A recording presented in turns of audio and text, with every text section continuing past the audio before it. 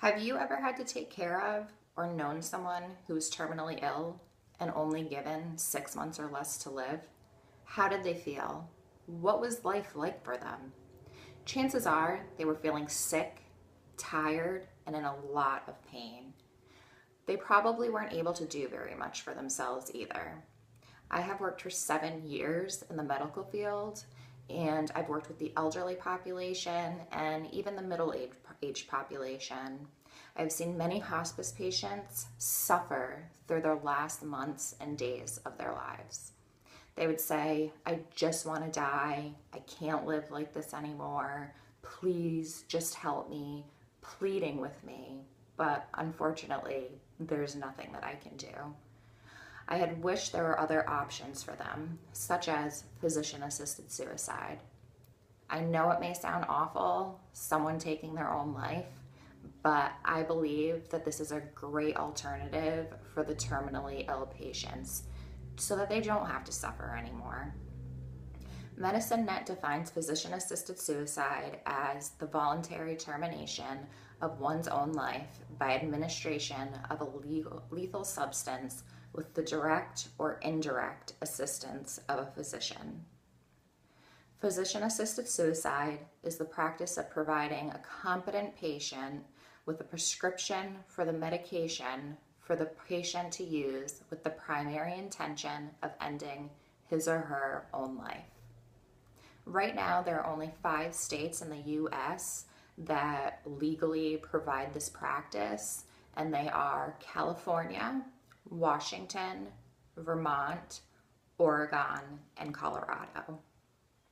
Physician-assisted suicide is a wonderful alternative because patients can die with dignity, they don't have to suffer with pain, and everyone should ultimately have the right to choose to die.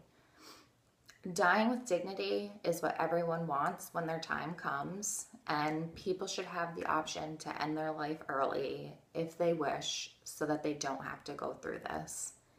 Being terminally ill and qualifying for physician-assisted suicide means, according to deathwithdignityAct.org, that a doctor has diagnosed you with a terminal illness that will ultimately kill you within 6 months or less.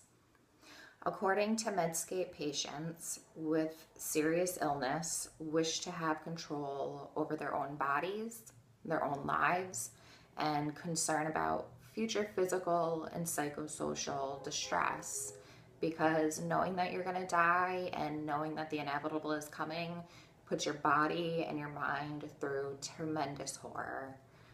Some view potential access to physician-assisted suicide death as the best option to address these concerns.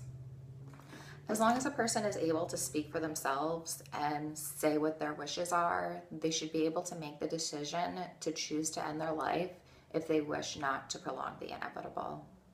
When someone's life is just a shell of what it used to be, that is no longer a way to live, and they shouldn't have to live their last days like this.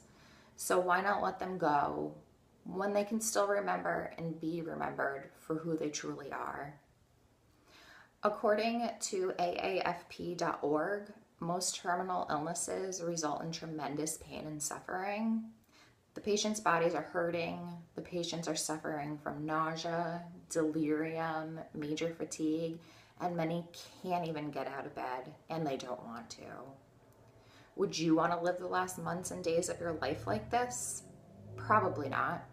Would you want to suffer just to inevitably die?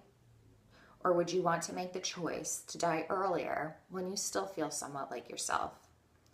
Doctors are trained to diagnose the expectancy of how long these patients have left. So when a patient has 6 months or less, physician-assisted suicide is a wonderful option for the terminal ill. Lastly, I believe all terminally ill people should have the option to die if they wish. Everyone has their own beliefs of how to live and how to die. According to the 2016 data summary, in Oregon, prescriptions for 1,749 people had been written, yet only 1,127 patients had actually died from ingesting the lethal drug that was legally given to them. So not everyone goes through with it, and not everyone has to. It's a personal choice, but people should be given that choice. This is one of the faces of physician-assisted suicide. This is Brittany Maynard.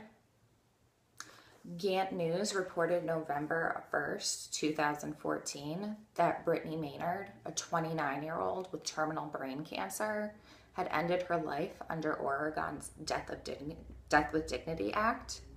This Death with Dignity Act is Oregon's Physician-Assisted Suicide Act. She had moved to Oregon following her prognosis in order to take advantage of their law, because in her native state, California, there was no law at the time. She had moved to Oregon and ultimately was able to end her life under the act. So as you can see, when people want this choice, they're willing to do what it takes. So why not offer it in every state so people can be around their family and their friends, and they don't have to make such drastic moves in order to do so? And if people can refuse medical advice from a doctor to end their life, why can't they be offered medication to stop the pain and suffering and just have it happen sooner? Either way they die, and either way they choose, they should be able to make the choice that is right for them. So in conclusion, I believe that physician-assisted suicide should be legal and available to the terminally ill in every state of the United States. People should have the right to die with dignity, not have to suffer in pain for their last months and days, and ultimately that everyone should have the right to die. Instead of prolonging the inevitable and making people suffer, allow them to make the choice that is right for them.